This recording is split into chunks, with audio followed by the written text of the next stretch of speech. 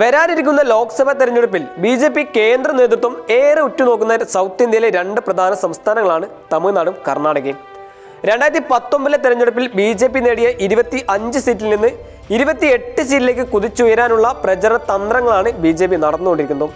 കോൺഗ്രസ് ഭരിക്കുന്ന കർണാടകയിൽ മോദി തരംഗം ആഞ്ഞടിപ്പിക്കാനുള്ള പ്രചരണ തന്ത്രങ്ങളാണ് കന്നഡ മണ്ണിൽ നടക്കുന്നത്. കർണാടകയിൽ നിന്ന് NDA സഖ്യം 23 സീറ്റ് സ്വന്തമാക്കുമെന്നാണ് ABP സി വോട്ടർ അഭിപ്രായ സർവേ സൂചിപ്പിക്കുന്നത്. സംസ്ഥാനത്ത് ആകെയുള്ള 28 സീറ്റിൽ 5 എണ്ണം കോൺഗ്രസ് നേടുമെന്ന് സർവേ പറയുന്നു. NDA സഖ്യത്തിൽ ബി.ജെ.പി 21 സീറ്റിലും JDS 2 സീറ്റിലും വിജയിക്കുമെന്നാണ് സർവേ ഫലം പ്രവചിക്കുന്നത്. ഏപ്രിൽ 26 മുതൽ മെയ് 7 വരെ 2 ഘട്ടങ്ങളാണ് സംസ്ഥാനത്തെ തിരഞ്ഞെടുപ്പ് നടക്കുന്നത്. കോൺഗ്രസ് 28 സീറ്റിലും ബി.ജെ.പി 25 സീറ്റിലും JDS 3 സീറ്റിലുമാണ് മത്സരിക്കുന്നത്.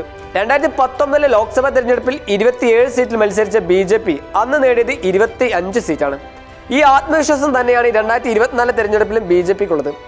എന്നാൽ 400 സീറ്റ് എന്ന ലക്ഷ്യത്തിൽ NDA സഖ്യത്തിന് എത്തിച്ചേരണമെങ്കിൽ കന്നഡ മണ്ണിലുള്ള ഭൂരിപക്ഷ സീറ്റും ബി.ജെ.പിക്ക് എടുക്കേണ്ടി തന്നെ വരും.